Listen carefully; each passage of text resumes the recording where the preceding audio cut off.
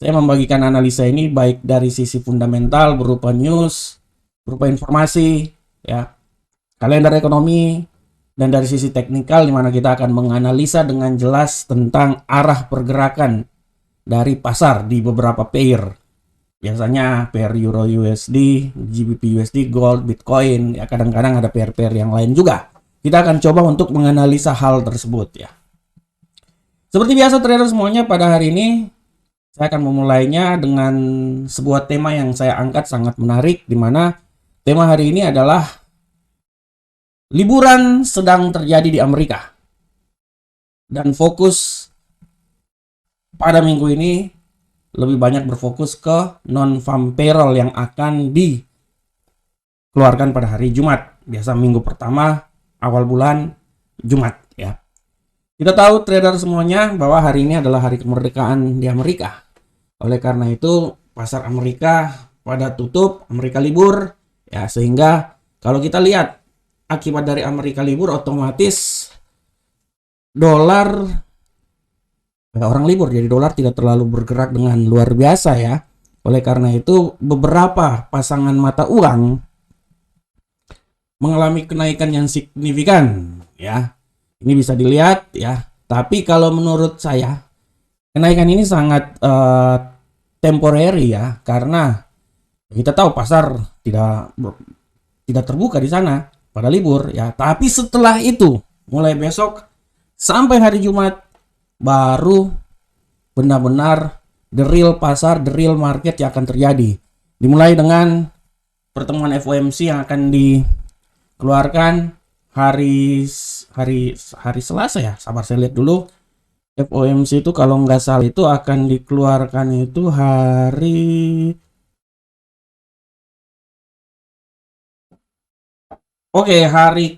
Kamis dini hari, hari Rabu malam ya. Plus ada non faktur, pembelian non faktur dan lain-lain ya, lowongan pekerjaan, dan yang paling penting dan paling utama adalah non farm payroll yang akan terjadi pada hari Jumat pukul 19.30 waktu Indonesia bagian barat. Kita tahu non farm payroll 1 bulan sekali, itu waktu dimana mata uangnya itu dia bergerak sangat luar biasa, dan ini sekali banyak ditunggu-tunggu oleh para trader semuanya ya. Kita bisa lihat di sini. Saya coba masuk dulu ke platform. Sebelum kita akan membahasnya. Trader, kita masuk ke platform. Nah, kita lihat ya. Kita lihat. Kalau sini saya lebih senang lihat di indeks dolar ya. Kita lihat di indeks dolar. Oke, nah pergerakan indeks dolar hari ini kita bisa lihat dia stagnan. Dari sini trader bisa lihat ya. Pergerakan indeks dolar ini minggu kemarin ya. Ini minggu ini kalau saya lihat ini selama 1 bulan, selama 6 bulan kuartal pertama ya. 6 bulan kita bisa lihat bahwa tendensi dari dolar semakin menguat ya. Nah, itu juga banyak faktor yang membuat dolar menguat, seperti yang telah saya jelaskan kemarin bahwa faktor geopolitik, peperangan yang terjadi, terus kenaikan suku bunga terakhir 75 BP dan diharapkan kembali lagi 75 BP. Dan apabila diharapkan kembali lagi 75 BP artinya kemungkinan pasar ini masih bisa naik ya. Kemungkinan indeks dolar Amerika ini bisa naik trader. Kalau kita lihat di sini ya, trader, kita lihat di sini bahwa tendensi yang terjadi di sini bahwa trader lihat bahwa dia masih tetap mengalami tendensi kenaikan bullish ya. Sambil menunggu FOMC dikeluarkan, non farm payroll dikeluarkan. Nah, dan menurut saya tendensinya masih kuat untuk bullish. Walaupun hari ini kalau trader lihat, hari ini kebanyakan dolar dia lebih wait and see karena memang kita tahu libur ya, sehingga dia mengakibatkan pasangan-pasangan uang lainnya dia menjadi bullish ya. Lihat ini seperti Euro USD bullish ya. GBP USD agak sedikit malu-malu walaupun tendensinya masih tetap juga bullish. Begitupun juga gold ya. Trader bisa lihat ya, gold pun juga tendensinya bullish ya. Nah, ini yang harus dijadikan ajang untuk para trader melihat hasil ini ya. Seperti yang kita lihat trader semuanya ya, saya sedikit menjelaskan dulu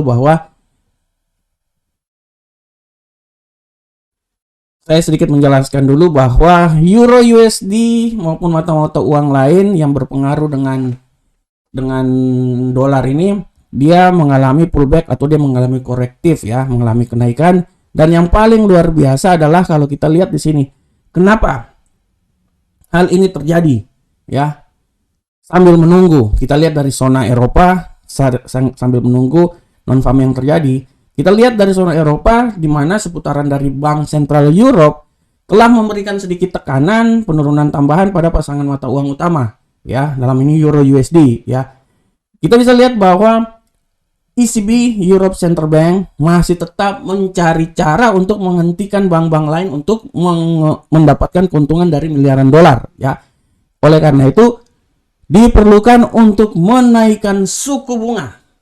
Menaikkan suku bunga dengan maksud, dengan tujuan untuk mendongkrak kenaikan euro sehingga dia bisa melawan adidaya dari dolar trader.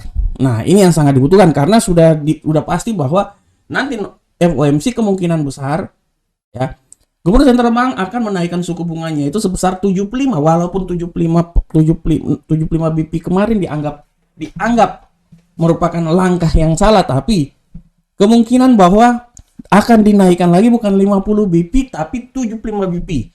Nah, oleh karena itu kalau 75 BP artinya mereka akan mendorong kenaikan dolar ya. Mendorong kenaikan dolar, berimbasnya bisa menekan yang lainnya.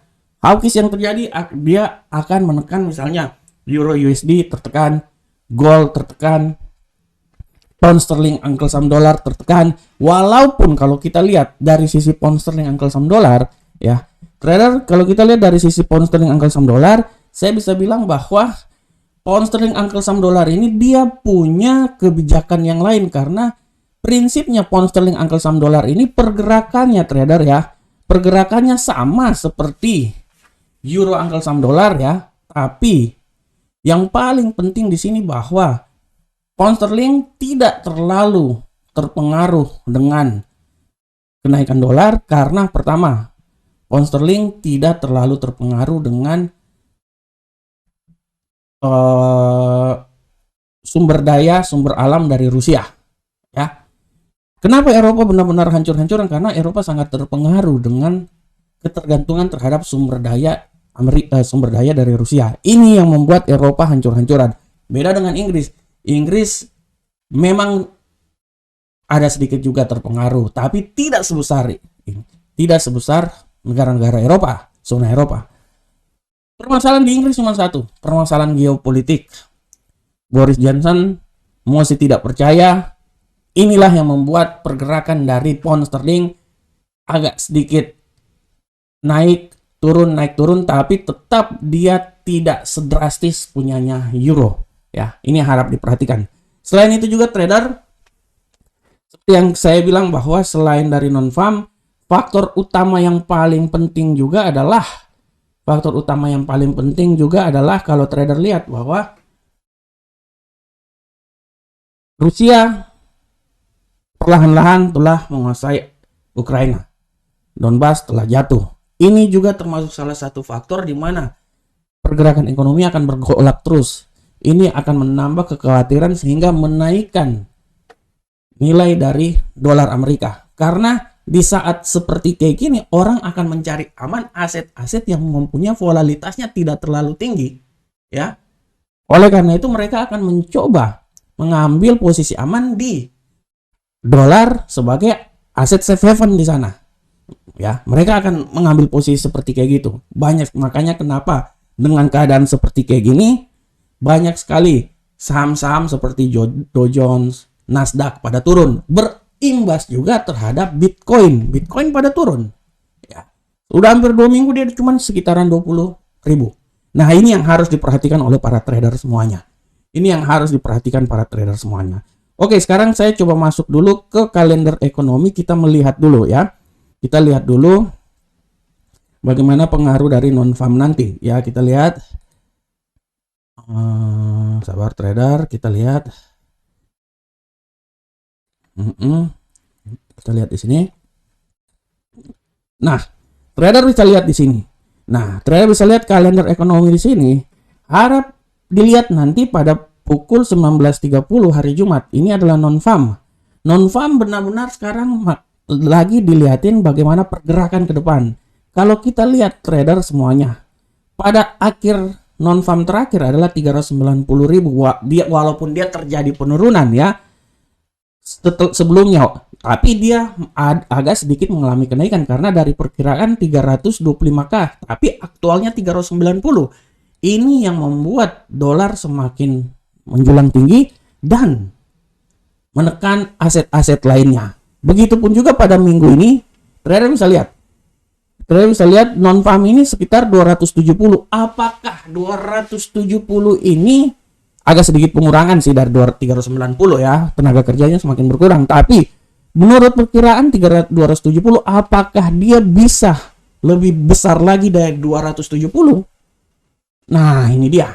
Kalau dia lebih besar dari 270, artinya selama minggu ini kekuatan dari dolar makin terus meningkat dan dia akan berimbas sangat luar biasa terhadap yang lain-lainnya. Ini harap diperhatikan oleh para trader semuanya. Oleh karena itu, kalau saya mau bilang, minggu ini adalah minggu yang benar-benar sangat luar biasa dan tidak tertutup kemungkinan kalau saya bilang ya trader ya. Balik dulu ke platform. Kalau memang itu sesuai dengan rencana, artinya mata uang ini akan tertekan terus trader. Dia akan tertekan terus. Misalnya Euro USD, kemungkinan besar Euro USD bisa tertekan jauh terus. Bisa tertekan sangat jauh terus. Ya mungkin dia akan bisa sampai misalnya 1.03 misalnya di sini. Oke, sampai di sini nih. 1.0340 ya. Ini nih. 1.0340 untuk minggu depan ya. Sampai hari Jumat bisa terjadi trader. Karena kemungkinan hari ini oke dia naik, tapi kemungkinan besar dia bisa turun sampai dia mengejar sampai di posisi 1.03 bla bla bla. Nah, begitu juga pound sterling.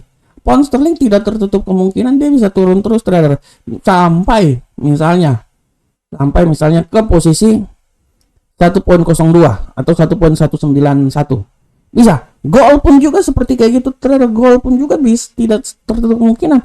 Gold ini dia bisa turun minimal tuh dia turunnya sampai 1.700 trader. 1.700 di sini. Dia bisa turun trader. Nah, semua ini tergantung dari pergerakan dolar dan tidak tertutup kemungkinan misalnya Bitcoin bisa sampai 18 turun ke bawah. Makanya kenapa di analisa saya bilang tetap saya masih percaya bahwa Bitcoin ini dia akan tetap turun paling terendah itu di level 18.000 dan tertinggi itu 22. Dia akan bermain di sekitaran 20. Dia akan bermain di sekitaran 20.000. Ini dia. Oleh karena itu semuanya akan berlihat sampai ke hari Jumat minggu depan non-farm yang merupakan news puncak ya dari news-news yang terjadi pada minggu ini. Harap diperhatikan oleh para trader semuanya ya. Oleh karena itu trader tetap menganalisa dan tetap terus menganalisa. Ya, itu yang paling penting karena tugas kita sebagai seorang trader adalah menganalisa dan terus menganalisa. Itu adalah tugas utama kita sebagai seorang trader sebelum masuk ke dalam pasar. Oke, trader semuanya, kita sudah masuk sampai di tema kita hari ini, di mana